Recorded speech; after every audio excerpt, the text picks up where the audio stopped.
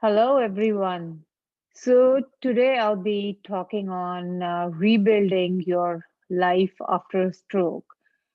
So, briefly about me, my name is Deepika Agarwal. I'm a neurologist at University of Kansas Medical Center, and I'm a stage 4 colorectal cancer survivor and a stroke survivor. So, briefly, in 2018, when I was 37 years old, I was diagnosed with stage 4 colorectal cancer. And then by 2019, the cancer was taken care of. I was back to work. But then I suffered from a stroke. It was a hemorrhagic stroke because of an unknown aneurysm rupture. It affected the left side of my brain, and as a result, I was completely weak on my right side and I had aphasia, which is difficulty with speech. But in the last 2 years, I've made good recovery. Uh, I've been doing constant therapies and I'm able to talk. I'm back to work again in the neurology clinic. So that just made me, motivated me to spread the word that how a stroke survivor can rebuild his or her life. So that's what I wanted to spread a message about. So, So I'll be talking about, as I said, life after stroke, mainly talking about recovery and rehabilitation, and then how caregivers or family and friends they can help. The main thing is to remember that there is life and hope after stroke. So first of all, what is a stroke? I mean, it's an event which is caused by the blood vessels or mainly the arteries in the brain. It is pretty common. I mean, if you see the number of cases, about 800,000 cases per year uh, happen in US. So now the stroke happens either if the blood vessels in the brain they are clogged or blocked, or if they rupture, like the one in with me. And of course, as a result, the tissue of the brain, they cannot get oxygen and nutrients, and the nerve cells or the neurons, they can't function. So, what are the types of strokes? The first one is ischemic stroke, also known as dry stroke. This is the most common one. It is about 87% of the cases of stroke. So, this one occurs because of the uh, blocked blood vessels. So, here you can see there is a blood clot or a plaque or cholesterol deposit that can block the blood supply, and as a result, obviously, I mean the tissue here in the brain that cannot get oxygen or nutrients. Then the second type of stroke is the hemorrhagic stroke, where a small blood vessel or even a large blood vessel it ruptures, and again, the brain tissue is not getting oxygen or nutrients. Um, Sometimes the blood vessel in the brain that forms a balloon, which is called an aneurysm, uh, where the walls become thin and they can rupture. They can rupture either on their own. That was the unfortunate event that happened with me. But otherwise, I mean, if somebody has high blood pressure, the blood vessels can rupture. And then the third one, this is the most important category of stroke, I would say. It's called a transient ischemic attack, or also known as mini strokes or warning stroke. They are short lasting. The symptoms may last for a few minutes or an hour. Sometimes they can complete recovery can take about 24 hours. But then The good thing is there is no permanent damage to the brain tissue, brain cells, neurons, but this is a warning sign. This means that you are at risk for having a stroke, and you should not ignore it. Whenever you notice any symptoms of stroke, you should call 911 and get immediate help. So, how would you spot a stroke? So, for that, there is a acronym FAST, FAST. The American Stroke Organization, all the medical organizations, medical personnel, EMT, they use this acronym. In fact, the goal is to make this acronym like more well known. And as you know, the stroke can happen anywhere. I mean, it can happen at work, it can happen on the street, it can happen in the shopping mall where you are. So, what does FAST stands for? F means facial drooping, A is arm weakness, S is a speech difficulty, T stands for time to call 911. Here in US, every 40-second, one person is affected from stroke. So if you are well aware of this acronym, you can save a life. You can save somebody from being completely disabled from his or her life to recovery from stroke. In stroke, time is brain. The sooner it is treated, the better is the outcome. So, how stroke affects people? The most common symptoms are weakness or paralysis of one side of the body. Likewise, strokes can represent or can present as numbness or sense abnormal sensations on one side of the body. It can affect somebody's balance and coordination, can affect speech. Speech can be slurred or aphasia. Aphasia means difficulty in understanding the speech or producing the speech. Bodily neglect, wherein the stroke patient neglects the side which is affected by the stroke, uh, or that particular side, just not the body. For example, they might not eat from the plate on the side where the stroke has affected. It can cause cognitive problems, like memory problems, problems with attention deficits, just simple decision making, or I mean, cognitive problems just on the whole. And of course, trouble swallowing. Trouble swallowing is important because obviously, I mean, it affects your nutrition, or there's a risk of food going through the windpipe instead of going through the food pipe, and can lead to aspiration pneumonia. The other symptoms could be fatigue, which is known as the central fatigue syndrome. The stroke patient is or survivor is extremely fatigued, and that can affect his or her participation in rehab. Bowel and bladder problem is again common effect from strokes. Sometimes stroke can cause sexual problems, and then personality changes is another important effect of stroke. It can be anger outburst, depression, anxiety, um, emotional lability. I mean, any of those personality disorders. So, what does recovery from stroke entail?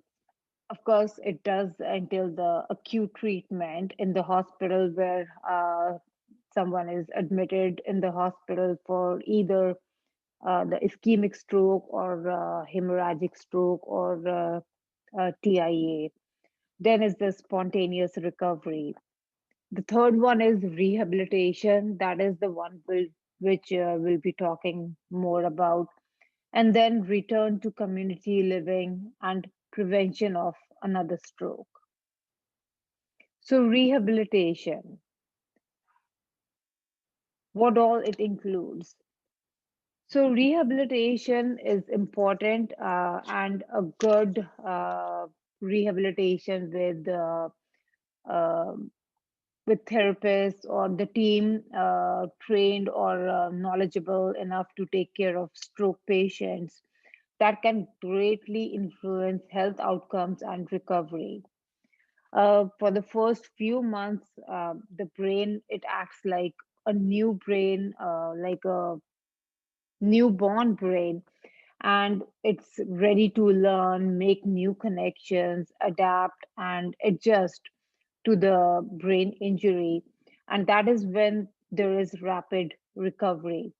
So this phenomena it's called as neuroplasticity.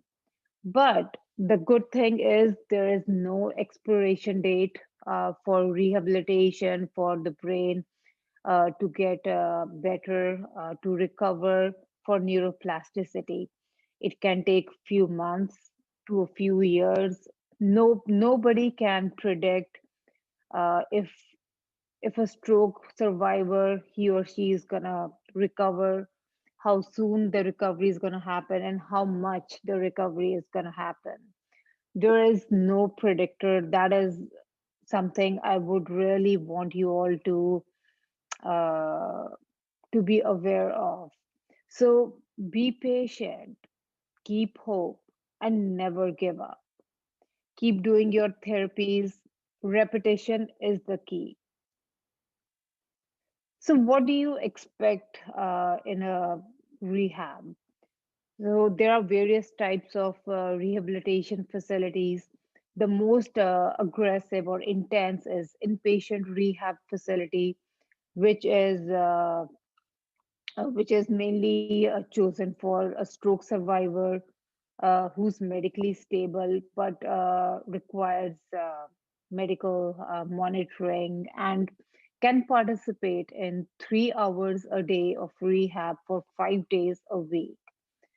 So he or she is spends time in an inpatient in a hospital kind of facility with a team which consists of a rehab doctor or a physiatrist, a therapist, the speech therapist, occupational therapist, speech therapist, then a psychiatrist or a psychologist, social worker, recreational therapist, support group, and a lot other team members. So the main goal is all the team members, they evaluate you, they assess you, and then they talk amongst themselves and with the patient or the stroke survivor and the caretakers, family members to set rehab goals. And the plan is, or the aim is to achieve those goals with through individual therapies, support, the group therapies, and then providing psychological support, setting up daily routines or weekly routines for the stroke survivor, and then providing education about stroke, secondary stroke prevention, new lifestyle modifications, and then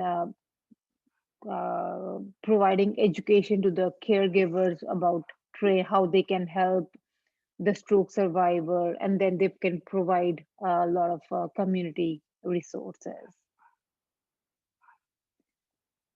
So, like I said, there are a few rehab settings. So, the one is inpatient rehab facility. Now, how about the other ones? So, the another one is a skilled nursing facility.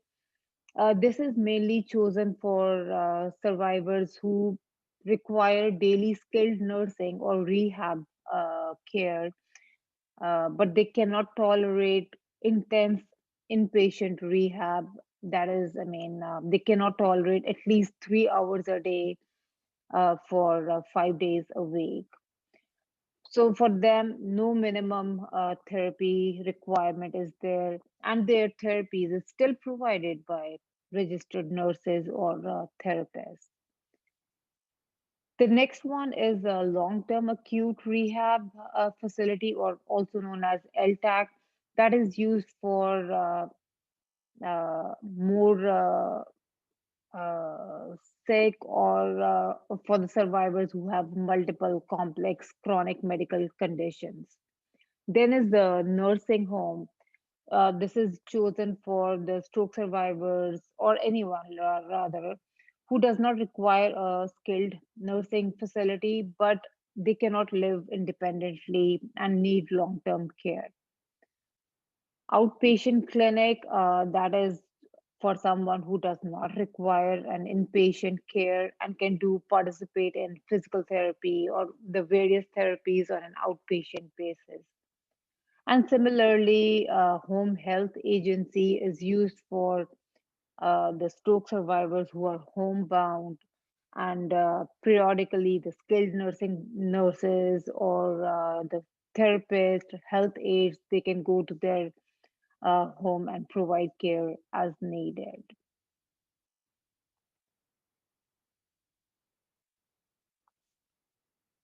So, what all are the things to consider when choosing a rehab facility?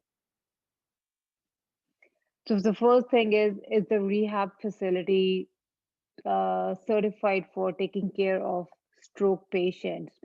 Are their team members, the therapists, or rather the team members, are they do they have experience of taking care of stroke patients? What all are the kind of rehab services available, and how intense are they? Do they have other medical services or physicians available? Like, for example, if your loved one, the stroke survivor, if he or she needs a cardiologist, or let's say uh, a kidney specialist or nephrologist, do they have such physicians available? Do they have the physicians available to visit maybe once a week or maybe as needed? What other therapists do they have? Do they have a nutritionist or dietitian? All those, or if someone is into spiritual line of things, so is there a spiritual therapist? The another one is, do their recovery goal matches your recovery goals? Do they do they have the caregivers involved? How involved can the caregivers be in the therapies, and how is the facility uh, able to educate? Do they let the caregivers be involved, and they can so that they can know how to help the stroke survivor, and then they educate the caregivers on how to take care of the survivor. And then, of course, location.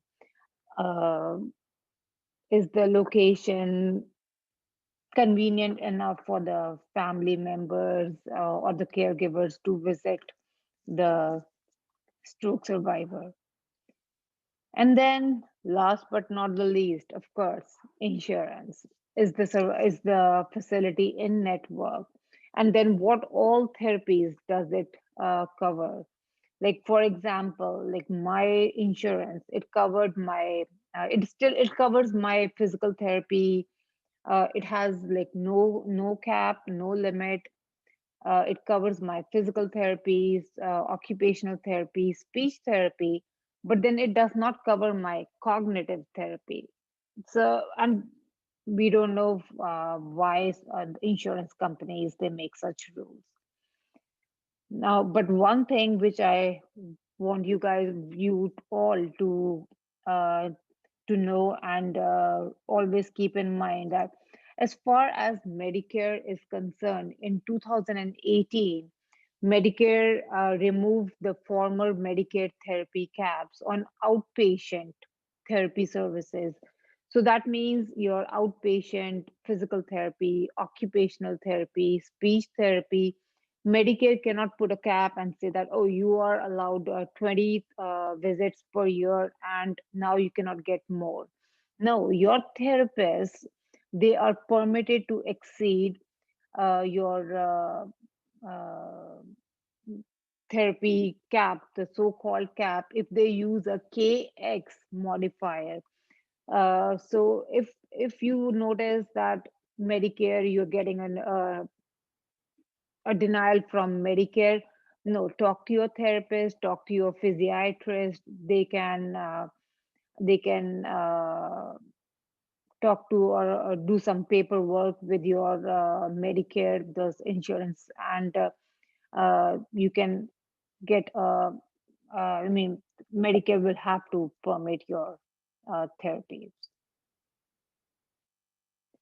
So the main thing is set your rehab goals, continue recovery, and then just not the therapies. Is not enough. Do your home exercises, home programs, self exercises. Always remember it's a slow process. Be patient. Do not give up. Stroke recovery has no timeline or expiration date. And repetition, repetition, and repetition. That is the key. And now, how family, friends, or the caregivers, how can they help?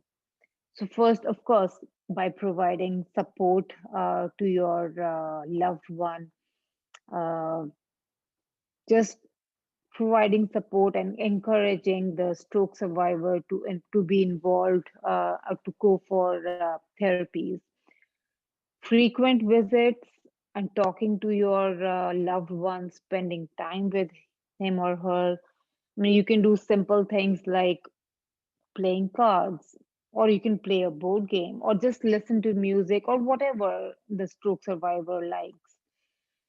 If he or she has trouble talking, ask the speech therapist how you can help. Attend some rehab sessions so that you can help the stroke survivor to uh, get better. Participate in the education provided, and then encourage and help the stroke survivor or your loved one to practice the skills. The other thing, one of the actually important thing, is to avoid doing the things which the survivor is able to do. Like for example, if you see that the speech is coming back, maybe the stroke survivor is able to speak and form sentences, although incomplete, he or she is getting stuck at completing the sentence. Do not complete the sentence. Do not, or I mean, let him or her think and produce the complete sentence. Promote repetition, and then of course, be an advocate for your loved one and yourself. And the most important thing is take care of yourself. Avoid caretaker burnout. So in that also there's something for Medicare which is called as respite care. You can talk to your uh, medical provider. He or she can write for respite care, and you can get a caretaker periodically. And Medicare is supposed to pay for it, and you can get some break and have some me time. So now, just briefly talking about preventing another stroke. So this is a lifelong commitment. You need to follow your healthcare provider's advice and work with your healthcare provider. You need to take your medications regularly.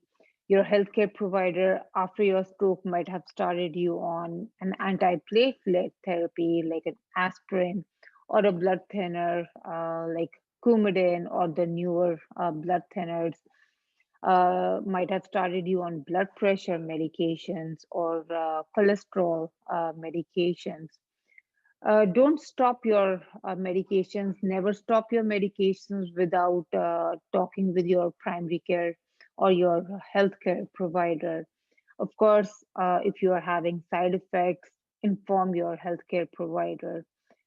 Do not hesitate in contacting your primary care or your healthcare providers.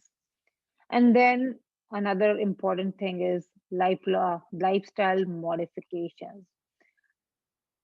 So for that, actually, the American Heart Association's Simple Seven, that's a list of or seven things that you can do for your lifestyle modifications. That is, I found that is really helpful and really easy way to remember things. So the first one is manage your blood pressure.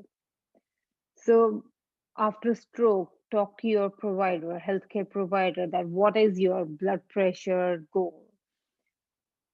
Take your medications on time. Monitor your blood pressure with a uh, blood pressure curve. Write down the numbers. Share your blood pressure with your healthcare provider. Then control your cholesterol. As you know that HDL, it's considered a good cholesterol, and LDL is the bad cholesterol. For strokes, there is an LDL level below which your LDL, the bad cholesterol, should be. Talk to your healthcare provider what that goal is for you. And then third is reduce your blood sugars. If you are a diabetic, you need to be on medications to lower your blood glucose levels, and then check your blood sugars regularly, and then get active. So the American Heart Association, or there has been extensive research on that on this topic, that how much active you should be. So it's known now that adults should get weekly total of at least 150 minutes of moderate aerobic exercise or activity, or 75 minutes of vigorous aerobic activity. Now by aerobic activity, it means any kind of exercise or activity which increases your heart rate. So either 150 minutes of moderate or 75 minutes of vigorous, or a combination of that, spread over the entire week. And then lose weight if you are overweight, or if your healthcare providers tell you that you need to lose weight. And then eat better. Enjoy fruits, vegetables, whole grains, plant-based proteins, lean animal protein and animal proteins, fish. Limit sweetened drinks, especially soda, and then limit sodium, processed meat, or highly processed foods, and then avoid trans fats and partially hydrogenated oils. And then, the most important one, stop smoking. It is well known that you are more likely to quit smoking or quit tobacco for good if you prepare by creating a plan that fits your goal. So set a quit date. Choose a method. That are you going to do that cold turkey or gradually? And then there is always your healthcare providers are there to help you. They can prescribe you medicine, or there are nicotine replacements. Um, so plan ahead how you will like to quit. But quitting smoking or tobacco is really important. And now, talking briefly on the common emotional and personality changes. So, depression is the most common personality change or mental health problem that is seen in stroke survivors. About one third to two-thirds of the stroke survivors are affected by depression, and it can affect early stages of stroke, or even can affect or start later on. And obviously, I mean, if untreated, depression can limit functional recovery. In depression, family members should always look out for symptoms exhibiting signs of depression, but thoughts of death or suicide, they need professional help right away. Contact your healthcare providers. They might refer your care one to a therapist, psychologist, counselor, or a psychiatrist. Never be shy of seeking uh, mental health care. The other one is anxiety, which is also very common in a stroke survivor. I mean, anxiety just simply because so much has happened uh, in life. And of course, I mean, again, anxiety, sometimes anxiety could be due to financial, work, career changes, or family changes. And then the other one is pseudobulbar affect or emotional lability. This is where the stroke survivor might have unreasonable episodes of crying or laughter. This happens because of the areas of the brain which control the emotions that are injured with because of the stroke. There is talk to the healthcare providers. There are good treatments available for emotional lability. And then outburst. I mean, all of these can be treated. So do not ignore mental health. It is as important as your physical health. Do not hesitate for to ask for help. There are medications. There are therapists or counselors or both, which can help you with your mental health. Or you can practice mindfulness and meditation, or yoga, or tai chi. So, talking about mindfulness and meditation. So, what is it? So, mindfulness meditation is a mental training practice that teaches you to slow down your racing thoughts, to let go of negativity, and calm both your mind and your body. So now it is well known that mindfulness, it not only it helps your mental health, calms your mind, but it also helps your physical health. It lowers your blood pressure. It uh, improves your sleep. It improves your memory. I mean, it has countless benefits. And the most important, or the most nicest thing about mindfulness and meditation is it's free of cost and has zero side effects. And like I said, it improves your mood, mental health, memory, sleep, and physical health. There are several websites where you can access audios and videos, listen to them. Mindful.org is a good website. Now, there are several apps that you can use. Insight Timer is a good app, and it's free of cost. And then there are other apps like Headspace, Calm. I'm sure there are several more apps that you can use.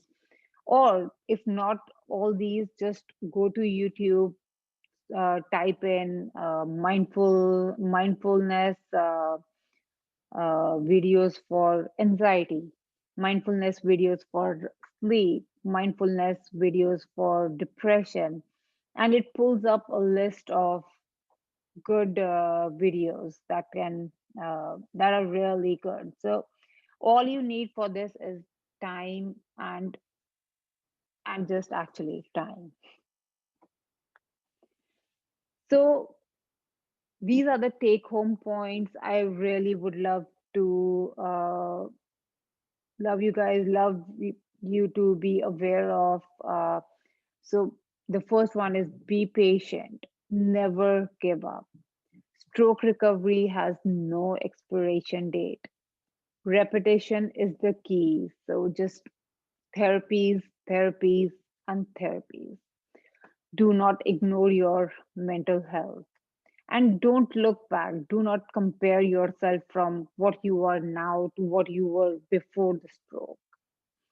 And always remember there is life and hope after stroke. Thank you. And now I would like to take any questions.